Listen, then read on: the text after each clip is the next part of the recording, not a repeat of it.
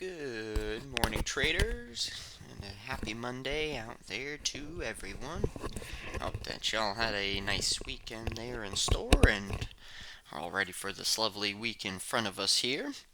Should be rather interesting, as we will know. This will be our our last full trading week here before our Christmas there, so we'll have that to take into account. But outside of that, as far as our data and everything goes for today to kick off the week, we are nice and light on our economic calendar board for today. Really, the only thing of that we have going on there is some housing figures from the U.S. out at 10 o'clock Eastern, and then some monetary policy items from the Aussie dollar overnight. So, with that said, not too many things on the board to be overly concerned with, so that'll give us some leeway to come over here and take our daily charts on the S&Ps here, which we know on Friday, briefly, not by very much, but we kept it as an inside range bar in the fact that we put in a high on Friday of 47.89 with the high from Thursday 47.91.75. So we were left with an inside range bar on the ES, but on the same token, we had been working with consecutive green bars up or consecutive closes on one side of our daily 5 SMA. In other words, we had our 3, 4, 5, 6, and then 7 closes above this 5 SMA here for the S&P. So working on some mild persistency of trend, and of course for now in the overnight session we are doing a fairly good job of maintaining ground. The high from Thursday, though, to have it on the sheets, does come in at 47.91.75, so we'll want to have that one as a level on the sheets to be aware of. And as we'll look in a moment, our hourly charts in 120 minute, essentially doing some much needed consolidation after having our good extension to the upside. So daily charts 47.91.75 up above from Thursday's high. As far as down below, just since we did have a 3 bar balance mode, keeping an open mind as far as both sides of the coin go, 47.55 down below would be where our 5 SMA here on the daily chart comes into sight there for the ES. So some nice zones there on the daily chart to keep in mind there.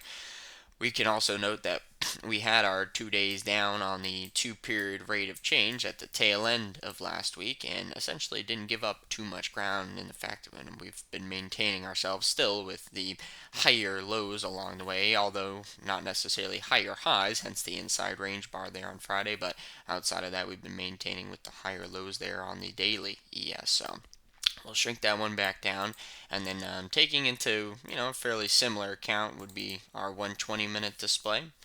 Right, similar concept here, our nice range expansion or impulse bar that we had to the upside, and all we're seeing here is a bit more of a complex correction whilst still holding ourselves with a slightly higher low but also a slightly lower high, so hence forming ourselves the balancing act there on Friday's trading. So a little deeper down below, this would come in on the other side of the 5 SMA.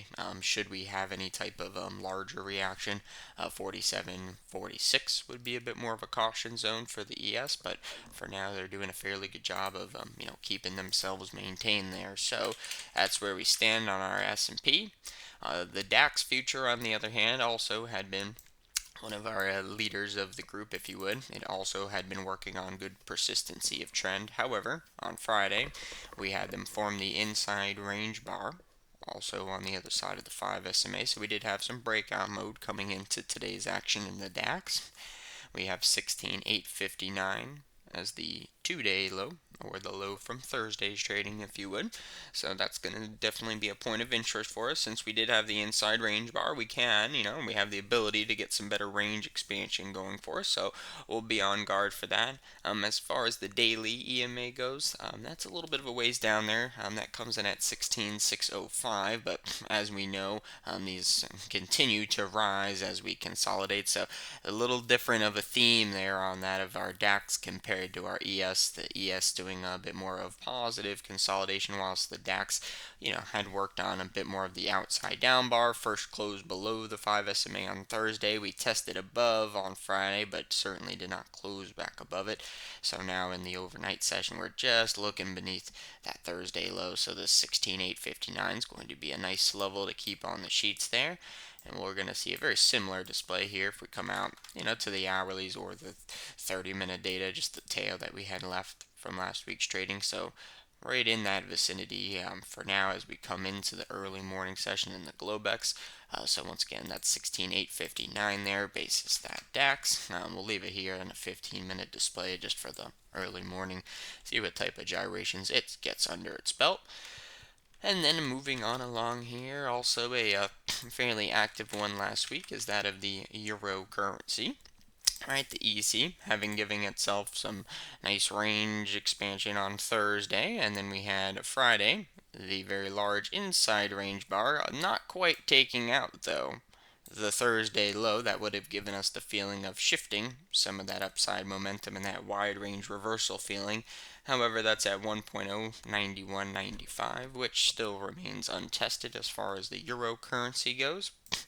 We tested, near the 5 SMA on Friday, but certainly did not close on the other side of that. So we had one very large inside range bar. So we also had the sharp up and sharp down. So oftentimes after we get that type of sequence, they try and fill out a little initial range there after having an excursion on both sides. So for now, we're doing some work also beneath that 1.1 even mark on the euro currency.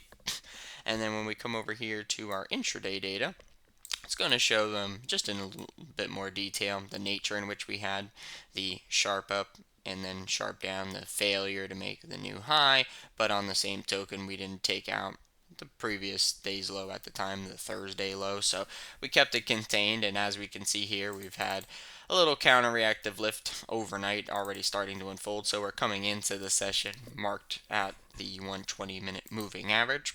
And if we dial it down, you can see just on the hourly a little bit more. So same idea, right? Failure to make the full retest up. Our nice impulse down. We did get some counter-reactive movement, but what we want to point out here is that beneath this 1.091 even, we have a nice impulse or low developed zone that still looms down below in the euro currency. So for now, clearly they're doing a fairly good job of keeping themselves up above that point, but certainly would generate some interest if we did end up getting down there. So for now, counter-reactive lift, we have a bit of a higher low trying to form here on the hourly chart, so gives them plenty of room to work inside of that previous range there from Friday's trading, right? And for now, we'd be holding above the 1.09615 in the euro currency. And then just to have it marked off there, of course, you have the round figure of 1.1 even, where we did put in some work there on Friday. So in case we move up any further, that would be a zone up above. So essentially 1.1 even up above.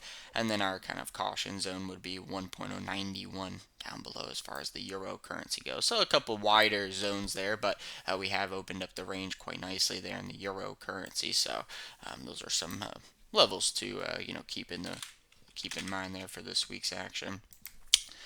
And then we have the lovely gold here as well. We'll blow this one up on the dailies for starters. Good outside up bar extension. As we will know, we got our follow through, and then on Friday we did have some mild high to low action, forming a bit of a wide 3-bar because we put in the lower high and then the higher low. So back at kind of this center of gravity here, if you would. I'm sure this is going to show up nice on the market profile view, just in the fact that we have done a lot of trading around here. Original swing high, couple testing points and price bar overlap after forming our wide range reversal to the upside, and then likewise at the tail end of last week we had done quite a bit of testing as well, all basically through this 2039, 2038 vicinity here in the gold. So a lot of work's been put in this vicinity here as far as the daily bars go. So for now, we did trade below, Friday's low, so we got some mild follow through, but not quite enough to go down and fill out too much of our extension bar from the 13th of trading that we had. And when we come over to the intraday view, the 120-minute display, and blow it up just a notch. Right, so same feeling, right? Wide range reversal to the downside, shifting some of that upside momentum. We had our good extension down, right, and then came back up with another quick extension, meaning not a whole lot of trading was done through these zones in the gold. So we did proceed to pull back. Remember, we had the failure to make the new high there on Friday's trading. So we did come down, but 2029.2, as we could see, big extension area that we did not do necessarily a whole lot of trading through on our original mark up. So viewing that as a bit of a caution zone for the gold, or you could view it as being the overnight low. So for now, we're holding up okay. We're working on some counter reactive movements. So on the 15-minute data, just shows that we're trying to put in a slightly higher low. But on the same token, whilst we have some caution areas down below, if we were to consider this zone from the gold on our progress that we had on Friday, we know that we came back and partially tested into the zone during the overnight session.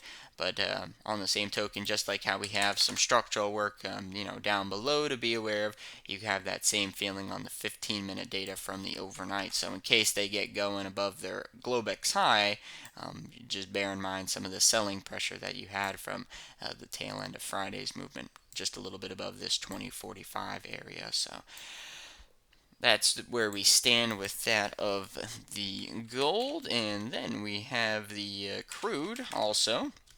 The crude put in some nice work as well, and as we can see shortly here on the intraday data, we're putting in some good progress. We had formed our inside range bar on Friday of last week.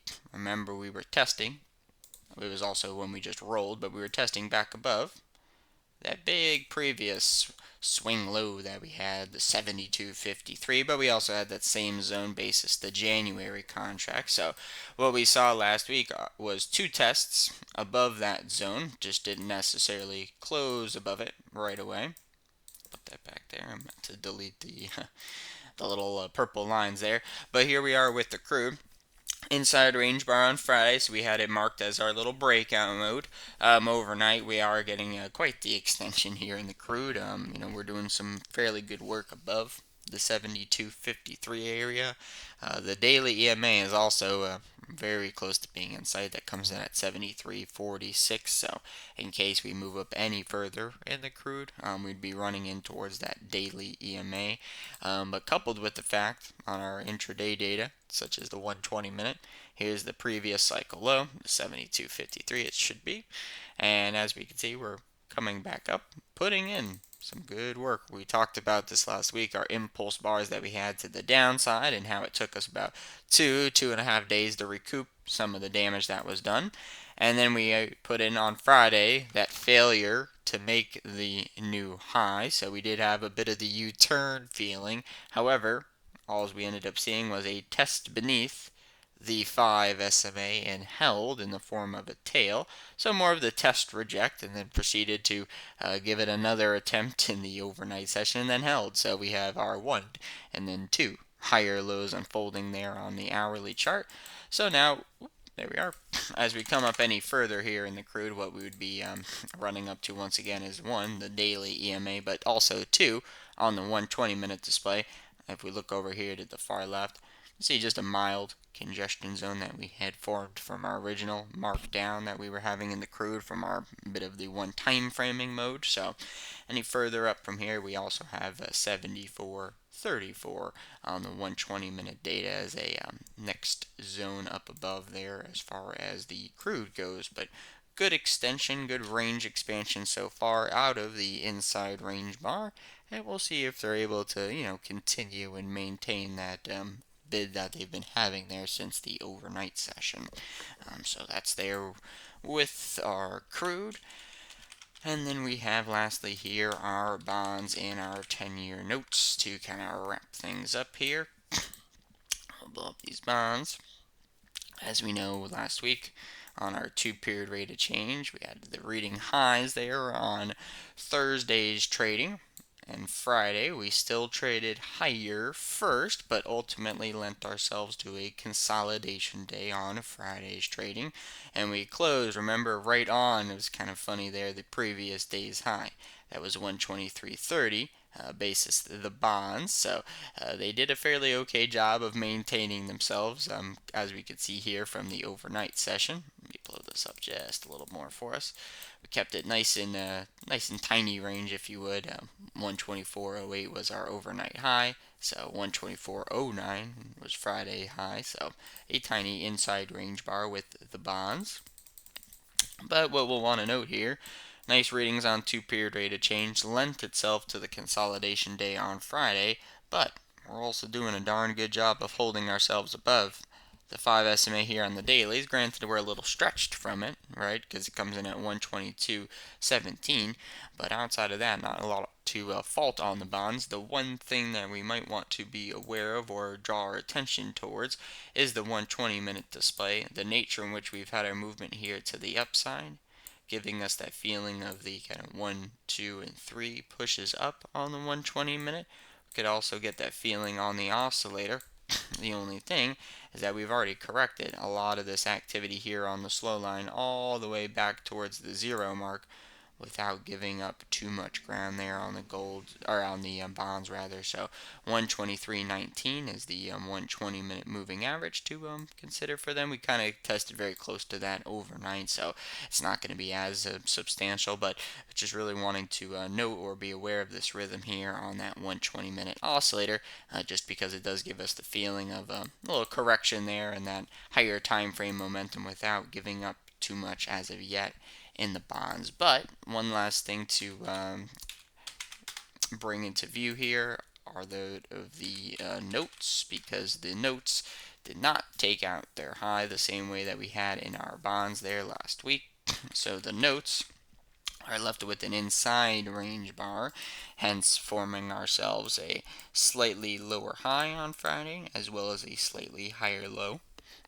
So in the 10-year notes, we have 112.28, which was the high from Thursday, which remains untested, and then 112.04. This one would kind of be more of a caution zone in the 10s. If we were to start to trade back beneath that zone, we could certainly do some repair work from our original extension bar that we had from much earlier in the week. So that's where we are in those 10-year notes. And whilst we're here, why not? Since we don't really have any morning data points here for the U.S., it's just added the Boons here on the Europe side of the equation. So the Boons had a much larger extension up on Friday's trading, having done the basically outside up bar, taking out the previous day's low as well as the previous day's high and closing at the upper end of the range. For now, not a whole lot to fault. On the Boons, you could note that they had testing in the overnight session a bit of a double top up at 137.48. So we'll keep watch on them though. We're kind of in the same camp with these as we are in our 30 years and 10-year notes, right? Good progress last week, and just lending themselves to a consolidation day there on Friday, and we'll see how they want to pick up any type of the slack here during today's action. So with that said, we'll get these hourly S&Ps loaded back up over here. We'll let everything get in, settle in for its morning motions there. And then we'll get our daily over on this lower left and just see what we have lining up for this nice week in front of us once again here with the ES. A little balancing act on Friday's trading, 47.91.75. The 2-day high, and then down below 47.55 is where that 5 SMA on these daily bars comes into sight there for us. So we'll let everything settle in, and like we said, not too many morning data points, so just kind of going through their original motions and see what we have lining up here for this Monday in front of us. And then we'll have Damon on in about another 25 minutes. And like we said, there's a couple markets that should have a really nice display there for the market profile view for today. So that'll give us something nice to look forward to there. And should be a nice day in front of us here to work with.